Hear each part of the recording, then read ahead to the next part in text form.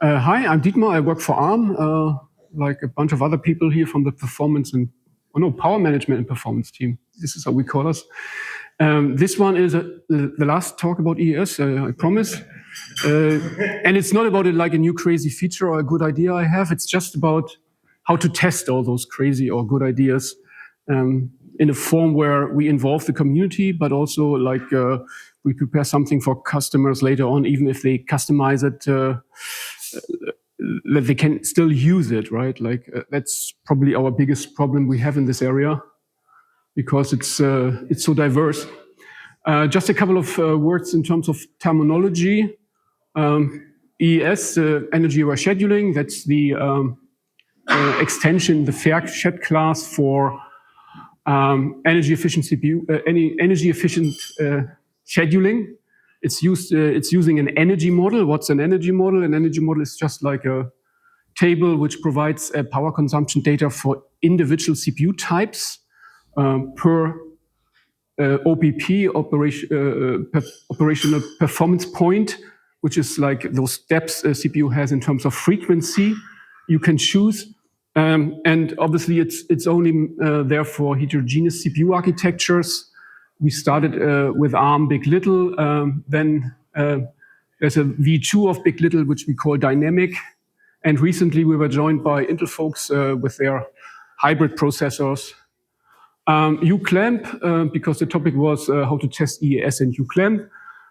It's short for utilization clamping. That's in mechanisms where you can constrain CPU utilization on a per task or per task group base. And that means you can influence, even though the natural size of a task, which we measure in CPU utilization, you can still squeeze the task onto, for instance, a smaller CPU. And that's the task of the task scheduler, but also it interacts with the CPU frequency subsystem to choose the right OPP because the OPP is connected to a CPU capacity. And this is actually the heart of EAS, right? Like task placement at wake up and the interaction with the CPU freak governor, which normally in ARM we use schedutil. You might have heard of. I put this here on ARM64 because that's not true for Intel, for instance. So it's not really necessary. We probably needed this slide at the beginning of today. Yeah. Today? No, that slide will be actually nice at the beginning of today, not at the end. But, it's not your fault. That's a kind of Now we know. So what's the motivation for this task? Recently, we have multiple, not so easy to understand, I would say, EAS or uclamp related patch sets on LKML. And over the last weeks or so, I have seen very little review from stakeholders on those ones. We have the issue of, and this was mentioned already a couple of times today, we have the issue that even people who are interested in EAS and maybe hopefully mainline development, they have different test platforms. So we have, some of us, we have still 10 years old Big Little platform from the first generations. And then some of our customers who are willing to do this with us, they have consumer phones from last year. Or Pixel 6 was mentioned a couple of times. We also use Pixel 8 and 9. This came up a couple of times already, like the commercial interest of those guys is not really favoring the collaboration on the foundation code on LKML. That's a problem we probably can't get rid of. And just to highlight what's happening right now in the discussions, so people are, like pure mainline people are not really happy with test results from people, from product folks, where they use mainline kernel on Pixel 6 because they don't really know how this is running or how it's interacting with all the features which are product related. And there was another one who said like, I can't trust or I can't take your patches because if you can't provide power numbers, I can't trust you, right? So we reach this point where, there might be still a couple of people interested in this stuff, but we don't talk the same language and we don't really interact. And I think that's the core why we do this. So there's something going wrong. And I just want to discuss with you how we could make this process lighter and more effective. How we could probably maybe share test recipes, or so to make the task of the reviewer easier, that we understand each other better when we start reviewing something. And reviewing is always about to make the quality better of the code, right? Speaking of stakeholders, who is still involved? Obviously we as ARM, Power Performance team, then Vincent from Linaro. We have from Android, Google, mostly people, or one guy from the Pixel team. So obviously there could be more, but other folks are doing other stuff, so it's probably outbounded on time. There's still Suen from Unisoc, as somebody from the mobile SOC manufacturers. And recently we have Raphael joining the crowd from the Intel side, hybrid processor-wise. So what makes the testing of EAS and uclamp code so problematic? This is already mentioned a couple of times, the high degree of customization in some of the phones.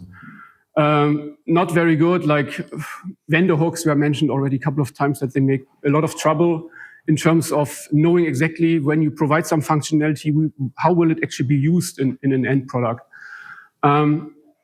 Then some of the systems, they don't have any energy meters, so real power measurements, it's not going to happen. Problematic SOC design features, this was mentioned by Morten on Monday morning. This frequency domain sharing between some of the CPUs and the interconnect or the cache, the last level cache.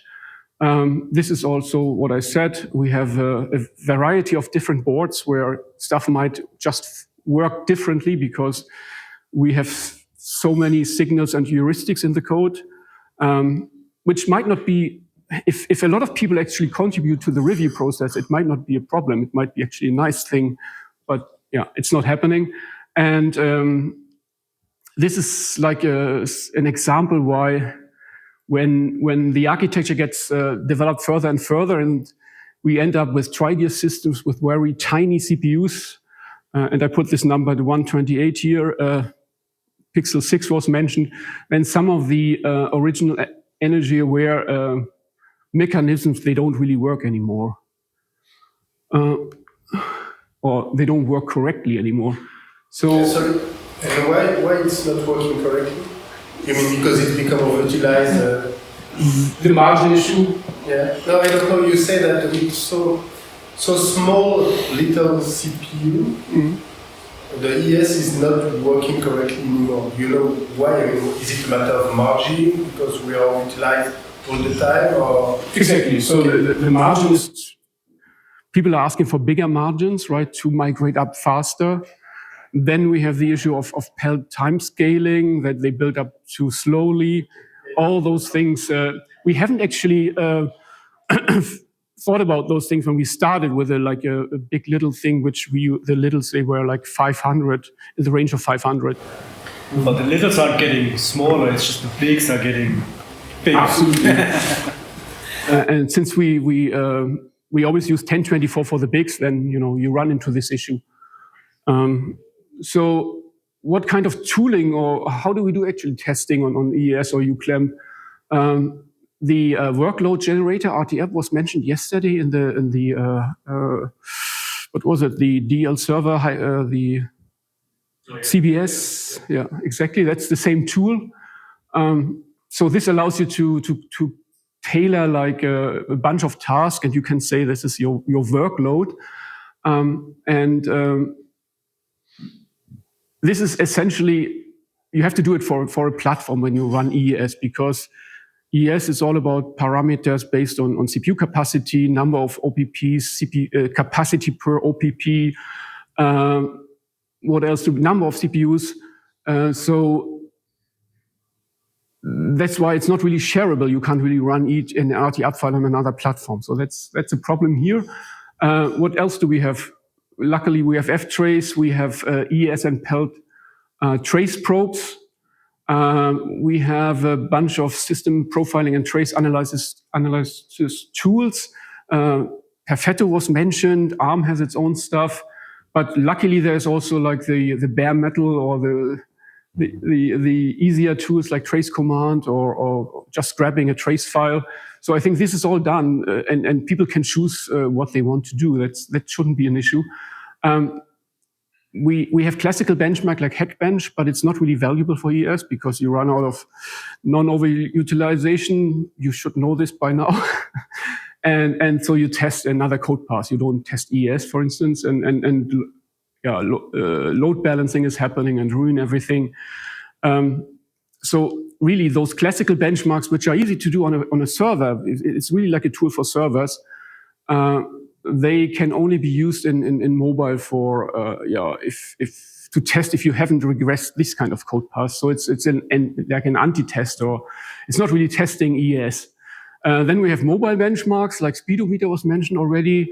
People using this, but they are not really used or known in the kernel community. So if you post those numbers, I don't know. There will be very few people knowing what you're talking about, and where are the limitations of this test. Also, it has the same problem. It's not really evaluating EAS. It can't save much power at speedometer. It's just about how fast you ramp up. Okay. There's almost no power savings there.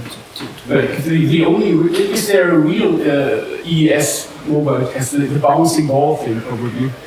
So, Saravan has been putting a lot of work into this framework called Watson, which uses Perfetto, but basically you're able to take traces, and he usually uses bouncing ball or video playback, that sort of kind of low The bouncing ball is touch latency tools application. You can either have a ball bouncing around, or you can make it, and the size is describing the latency of the latency delay, something like that. You mentioned this Watson. You mentioned this Watson tool. I think this belongs more into this category here, where we also have. You mentioned this. We have this in Lisa, right? We've had it for years, and basically we have CPU frequency and CPU idle, and that's all we need together with the energy model to come up with like a rough energy estimation of a workload based on the trace. Of course it has its drawbacks, but it's often better than nothing. It's not that far off, at least in the pixel. It depends on the workload, of course. Yeah. You have Perfetto. I think that this shouldn't actually harm us to do testing, right? If everybody can do, if the core is an ftrace file, then you can do what you want to convince yourself and maybe others. And then, performance numbers doesn't really mean everything in EAS, because we have to optimize, and this should be clear by now, for energy consumption and performance. This is much harder than just running Hackbench to figure out something has regressed on a server. This is what we have tools for cases where we don't have energy meters. The best thing is to have an energy meter, and some of our boards have, and there's also very little. People don't want to share those numbers, especially on commercial devices. So that's what we have. We tried we tried to convince them, but it was for this pelt multiplier thing. I remember that we succeeded to, but it was like a long process, and I was very exhausted afterwards. So this is an RT-up, this workload generator example file. And this is what I normally use to create something to see when I put like a patch set on my device, how it reacts like before or after. How does it work? You can create a couple of tasks. You can see how many you want to have. Obviously, scheduling parameters like priority or nice value and policy.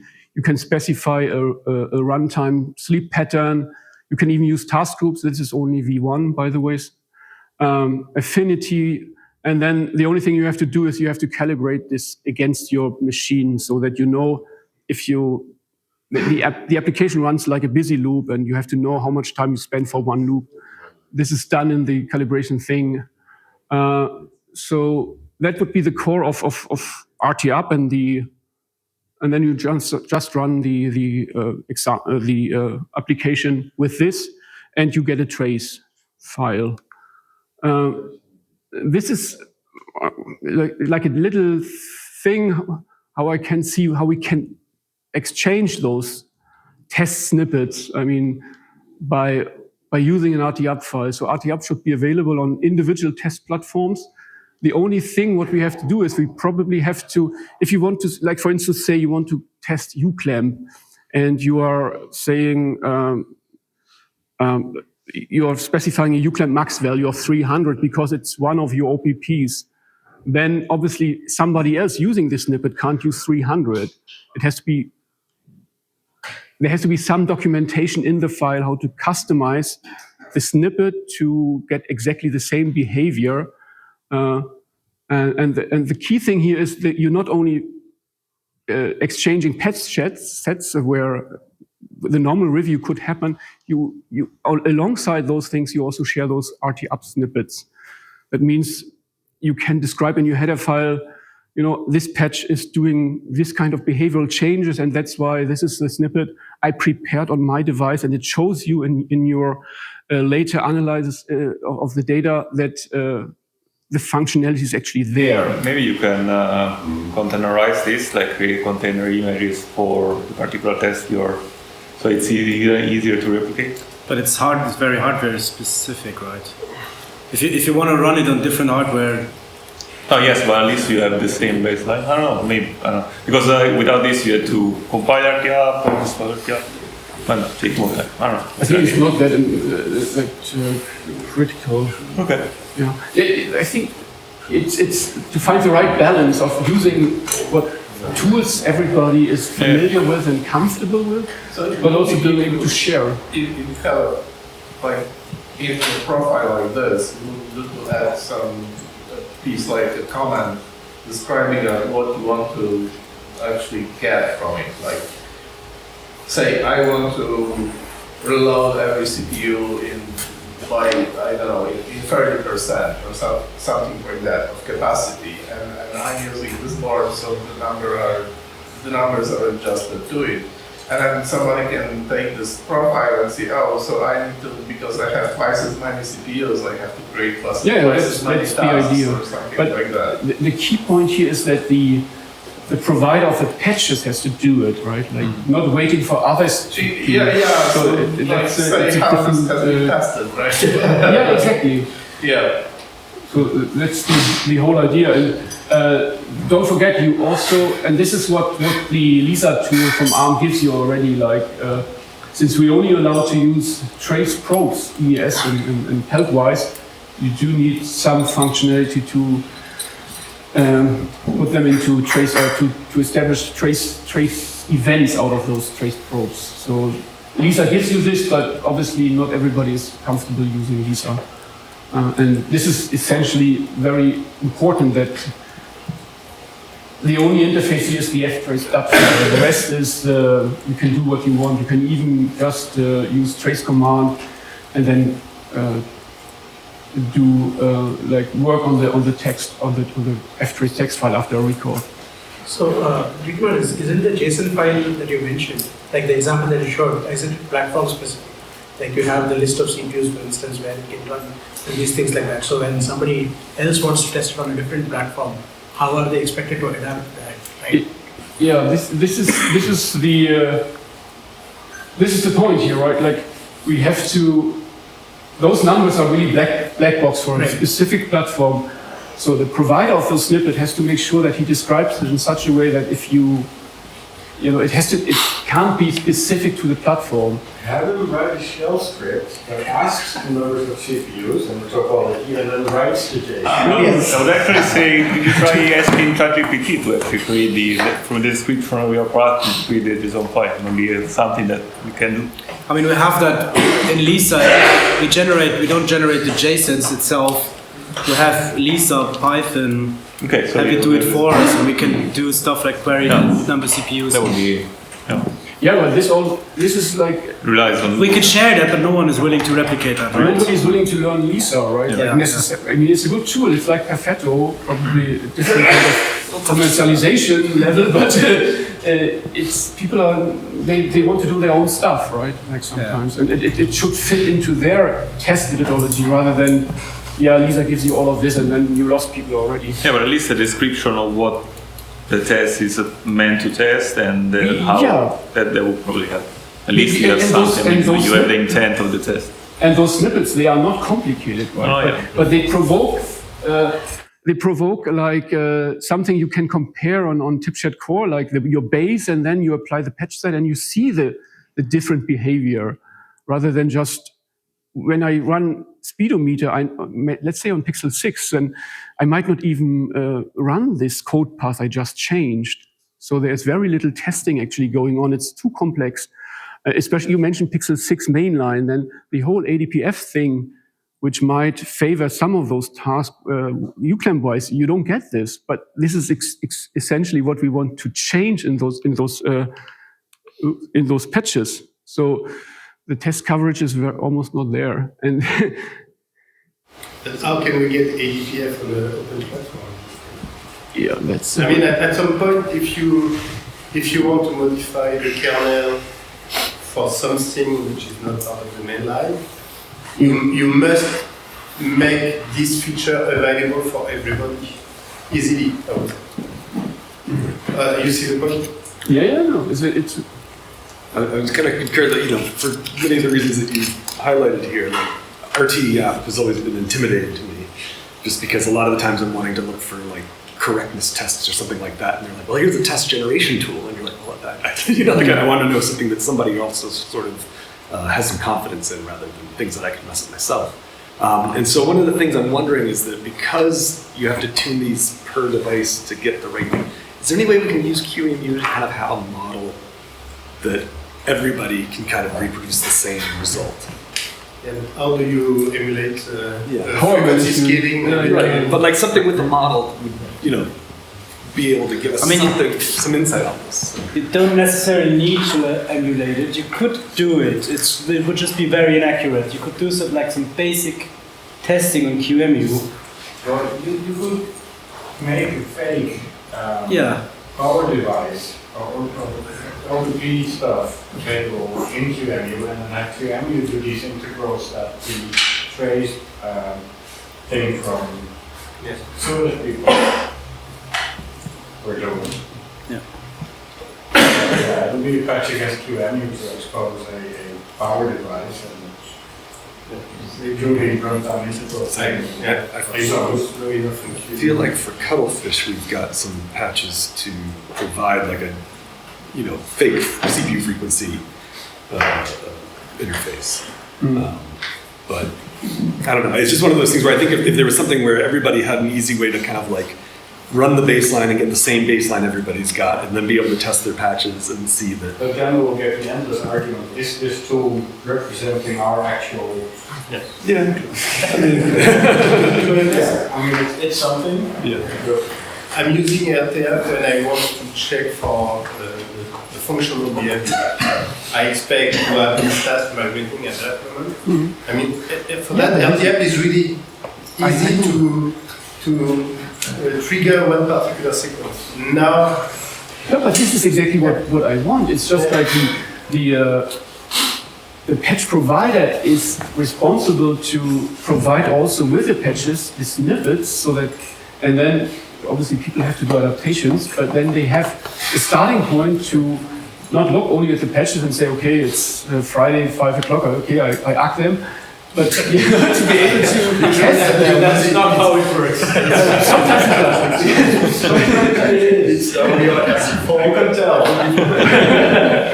But no, it should be, what I wanted to say, review should be not fun, it would be exaggerating, but like it should be easier to get into the problem and test it on your own device, because that's the moment I learn stuff and I could judge if it's good or not. It's not always interesting for others. Like you sometimes look at a specific case and others are really interested in is whether or not this breaks their whatever use cases they have, right? And then that's important because so basically everyone is like usual in the kernel. Everyone has to do their testing with respect to the use cases they care about and then complain they are broken, right? Rather than try to. But Rafael, if they have coded up their special scenario as an RDR thing, and when they complain, they can at least give that artifact like that. Hey, Yeah, this so other it's deal. simple. I don't say that this is not simple, but anyway, I need to check stuff like when does regress anything in the workloads that I care about and on the platforms that I care about. So one thing that I want to talk about during my talk, and I'll talk about it, that is trying to collect some level of RT app traces, snippets, for workloads that, if a workload I'm interested in, right, or a good model of that. And have the collection of these available somewhere, so that when you are developing code, you have, okay, look, I know these guys like this. I know, but we started like 10 years ago with RT up, and there are We some. don't have any yet, yes. Yeah, but there are some really fantastic mobile workloads in RT up, and I think nobody touched this directory because it's stale already. What I suggest is like those snippets have to be part of, they have to be one-to-one, like to those patches you want to bring into the main line. So one thing I was hoping to try to do was to be able to say, hey, have a way of writing a tool that would use tracing, that would trace scheduling events. And that's mostly just scheduling events and blocking events or whatnot. And then take like an agitated things, like get an idea, like a pattern match of how a task. So you have your use case you care about. You run this trace, and it will try to say, okay, here's how your trace behaves. Now go through and add it to a benchmark tool that will emulate that type of thing. And that way you can kind of trace it and then see how different things. There's a tool called DittoBench that's one of my team members are working on that can actually emulate different workloads. So I was thinking, when I was just talking in London last week, I was like, yeah, I wonder if we could emulate somehow, just trace an application and say, okay, now go to DittoBench, say, now it just runs like busy. It doesn't really do anything, it just makes sure things are running like whatever something else is. That's what RTF is essentially. Yes. Yes, RTF is the same thing. But basically, to have a tool that will say, run your application, and then that's what RTF is. Yeah. So then create the JSON file. Perfect record or something like that. Actually, it's based on RTF too. So. Okay. So, Yeah. I mean, it starts bringing up interesting questions though, right? When you're starting to emulate an application like that, what are you emulating? Stuff like I/O probably, for example. What if something's become faster? What's the impact of that? Or maybe some cache impact, right? It's just not a question of. You're right. It is. You're right. Cache, because cache does like how the application runs. Yes. You're right. That is something too. But that's something that the question is like the kernel going to fix that, or like cache emulation sounds like something you can change. Like you can change your code, and suddenly it's completely different because of cache emulation. Yes. So it may not, but we could actually trace cache misses and stuff like that. So or we're using perf or something. Say okay, you can make it more advanced and say okay, we're going to make it a tool, jump around by following the pattern of when a cache miss happens. Sure. I mean, there are even other things, like maybe some instructions being optimized better and that reduces some costs. What's the impact of switching to that instruction? Right. So you might want to look at, applications use floating point. So you have to trace when floating point happens. yeah, that's it. So It's going to be a but you approximate. start off with something that does Yes. something simpler, but that's one thing is everyone has a different use case and then everyone's like trying to emulate a benchmark that emulates it. It's a lot of work to try to get it, but if you have a tool that just says it will make it close. And yeah, And if you can improve that use case and you can go back and show that your tool is improved. Two things. So first of all, this is kind of related to what the patch author wants to achieve, right? This is like a matter of demonstration of what was the goal and what they want to get. Exactly. Yeah. It's very much tailored to the stakeholder. Yeah, and this is useful in that context. But if you want to really see the impact of this change in the real world, or even in your lab, then you have to run it in your lab with your tools But and we your don't have- workloads. The problem is Because otherwise, in our environment we don't have this lab. but Because- many people do actually. Yeah, but like 1 or 2 years later, you Yeah. see, and then the product is heavily like changed by vendor hooks. So Right. when we on upstream work on features, and we don't test them, they go straight into the next year's product, right? Yeah, Then luckily, maybe some of the functionality gets just wiped out by vendor hooks, or unluckily, and then this stuff is never tested, right? So you don't have this. But when you have a problem on the server, like maybe some percentage of regression in one of the test cases, you just run the test case on the server. There's a high level of standardization, and you will find the issue and you can fix it. So the loop is closed, right? Like with one person and maybe a couple of days, one review process fixed. Well- This is much more open here. So there is this problem, maybe to less than degree, like on the server, in the server market too, because then people run like RHEL and the SLAS on their servers, and they only switch over to new kernels after a few years. I don't say it's easy, but it's at least. I think everybody has to run the workload in order to prove it works for them. And if you're not able to do that, Exactly. I think right now we are not able to do this because of missing ADPF, for instance, something similar. So there were much recent progress with the Pixel 6 and longer mainline, so we are far closer to the mainline, and the test that we can do a bit more meaningful. Yes, but that's far better than other things. Now I agree that yes, we're still missing maybe ADPF and other things around that. That should be even better, just to make sure. Because one of the problems on the device right now is that sometimes the behavior is not something we can even see. So it's quite difficult to understand if the misbehavior is because of the mainline kernel or if it's because of the hook. And when you look at the number of hooks in the scheduler, you can easily find that the misbehavior is not coming from the mainline. So we also don't want to fix the mainline for something that is not in the mainline. I mean, if there is some misbehavior because of a hook, Right. it's not our problem. We don't know. Also, there's a matter of whoever has that interaction. hook has to run it. Yeah. If they don't run it for you, But ADPF, right? I think don't we like also have like a private version in ARM from ADPF, or like Hongyang was working on mainline kernel? Then I don't know. They run it because ADPF relies probably in their algorithm, in its algorithm on vendor hooks because that's the only thing they see. Maybe It's from user space. It's a how. okay. So it could be, the idea is the vendors can have whatever user space interfaces they want to touch the kernel. So there is, with the mainline Pixel 6 kernel, we could have ADPF. Yes, as far as I can tell, it's not. If you download the USP and you boot with You the, need a power, yeah. then I haven't seen any ADPF running, for example, and I haven't seen Android playing with uclamp and uclamp max by default, for example. Exactly, yeah. You need a power. It's not insanely complicated. It's just how to translate the ADPF requests into uclamp, for example. It's okay. maybe 50 lines of code potentially.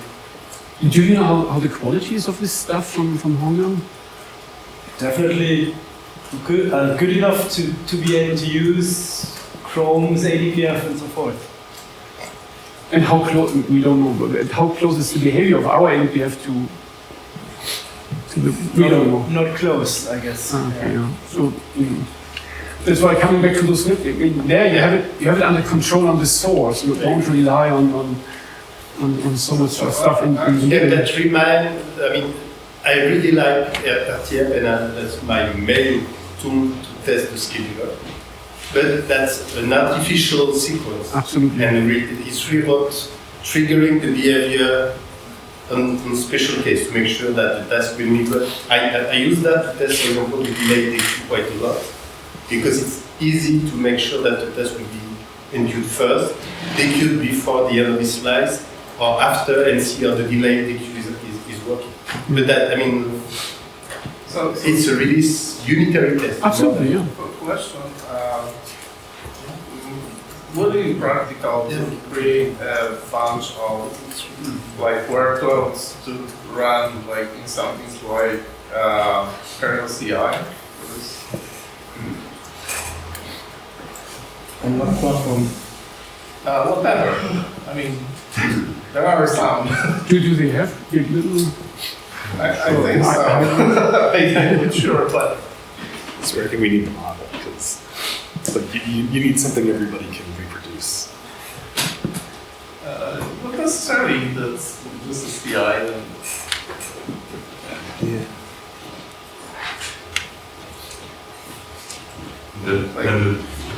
The issue is more that we don't have a platform to use a unit test rather than providing the real test case.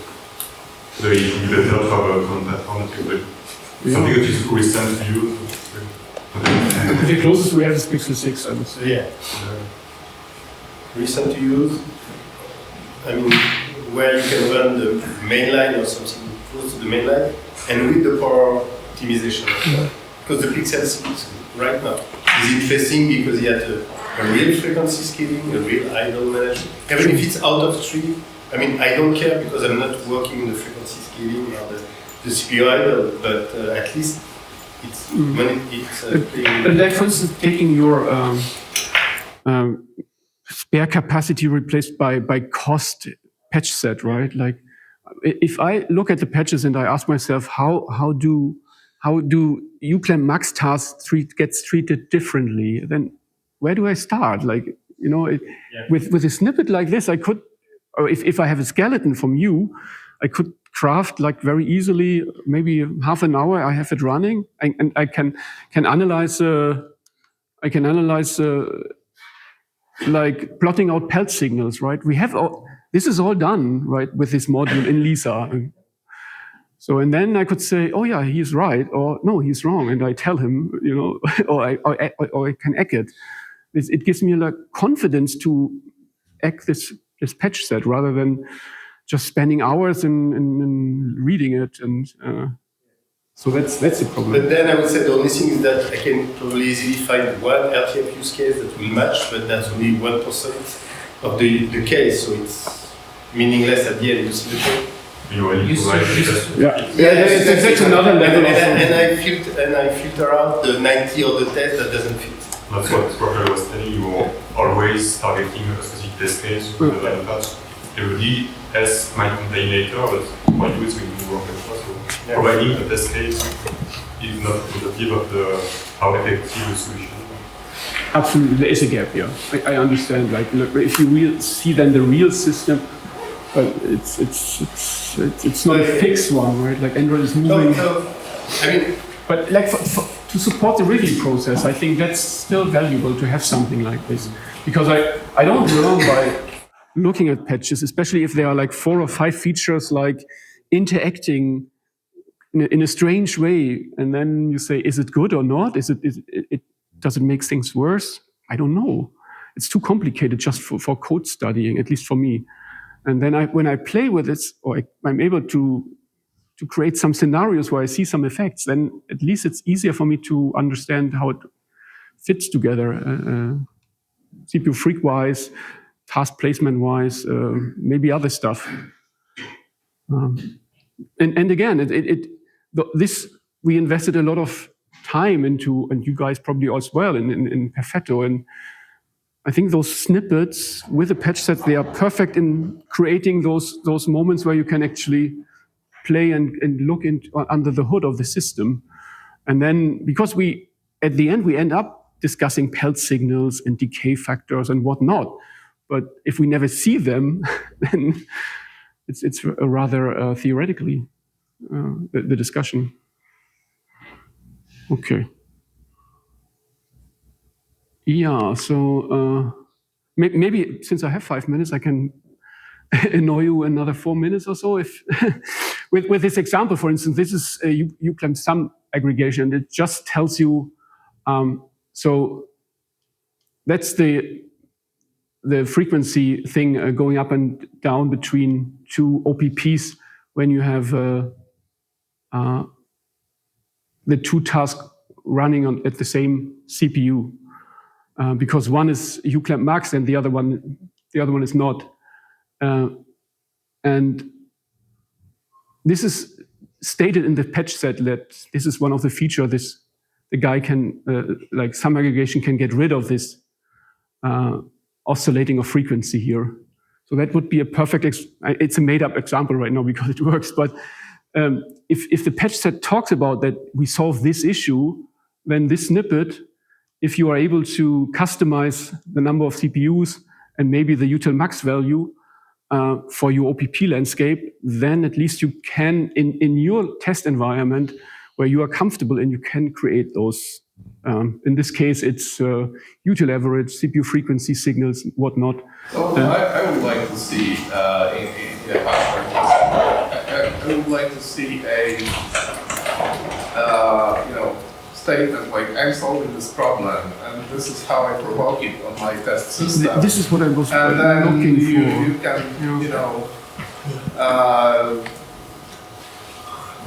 you can do this and this and this to reproduce it, and that's how that's it. Yeah, this was you can actually add like a patch, maybe add in a snippet somewhere in tools somewhere, so it's part of the kernel.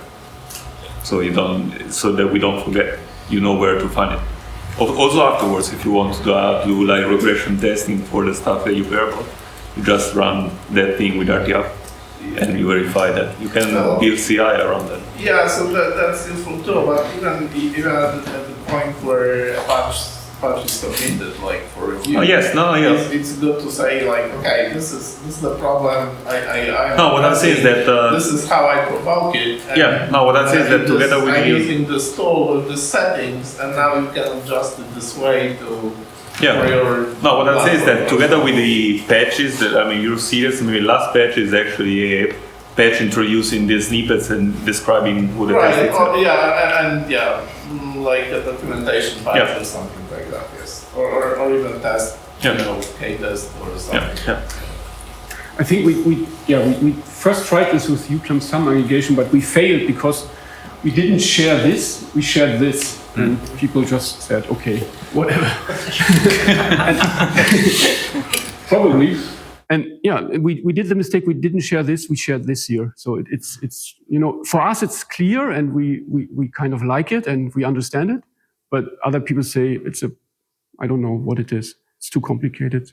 And that's the whole idea of this here, like maybe this sharing of those snippets can help us to, in the review process of the remaining EAS or uclamp work. We also already discussed other ideas, like maybe augmenting the Pixel 6 mainline thing with an ADPF thing. Other than that, I don't see that like speedometer can actually showcase the improvements of all the code paths we change in EAS. And then change becomes actually counterproductive because you don't really know what you change, and then you have to rechange it partly, and it becomes pretty messy. So typically the speedometer case is just that. At least I don't know but for me, I'm starting with functional tests, so I need to change the behavior, and I'm making sure that the behavior follow what I was expecting because I think that's the right way to do. But I also agree that between functional or unitary test and reality, sometimes there is a gap, and something that maybe behave from a unitary point of view better, you might not see the expected improvement in reality. Or at the opposite, some people can come and say, oh, I'm improving speedometer by 10%, but the behavior is just wrong from the beginning. You can do better with not the right code or not the right behavior. That's my point. So especially in our orthogonal environment, performance and energy measurements. No, but even that, I'm pretty sure that I can provide a patch in the scheduler that will improve the performance and the power speedometer, but that just issue. So that's the point. It's not because you're improving a real-time use case that you are correct, but that's always better. And you can have the best unitary test, but at the end that doesn't reflect anything meaning are useful at the end. For that I agree, but for now I'm using unitary test mainly because it's quite difficult to get a real use case with latest kernel. But the same, I was the Frankenstein OS is mine. Yeah. And it's just that, and you refer to Pixel 6, by the way. Yeah, it's just that when I see the patchet saying that we have tested this patch on 6.1 kernel, and we see an improvement of 6.1, I'm sorry, but between 6.1 and you can have the best behavior on 6.1, or we can be sure that it's still the case with the 6.12 or 6.13. Okay. The behavior is so different. You are on 6.12 now on Pixel 6, or? Yeah. Okay. No, but I have seen some patch like that. For me, when you say I'm improving 6.1, I'm saying good. But it's another kernel compared to what we have right now. I like this because it's actually illustrating the issue, right? Yeah. There was a lot of work going into the test numbers. I'm pretty sure that it's a lot of work, but you understand that the scheduler behavior 6.1, scheduler behavior 6.13, or even 6.14, it's two different worlds. But back then it was probably 6.8 or so. I don't know, I have seen recently something with a 6.1 kernel result. And it's fine, but I can't. That's not enough in the sense that we are speaking of something different. I think it was when the 6.12 mainline kernel was not available yet, so it was but I think it was on 6.8 actually. Yeah, 6.8 was never really stable in any way of form. But I agree that it's difficult to get an optimized Pixel phone because we are speaking about Pixel 6s until recently with the mainline kernel running on. Either you have the mainline kernel but a lot of power feature or graphic feature which were not up to date or optimized, or you have an old kernel optimized but the behavior is also old. So that I'm not saying it's easy, it's just that. So that's why having Pixel 6 with mainline kernel and all the features available, that's a good way to understand also how the Android device are behaving. I still have one in my desk, so how do we do it? Yeah. Okay. It's gone. Yeah. Okay, thanks. Right, thank you. That's it for me.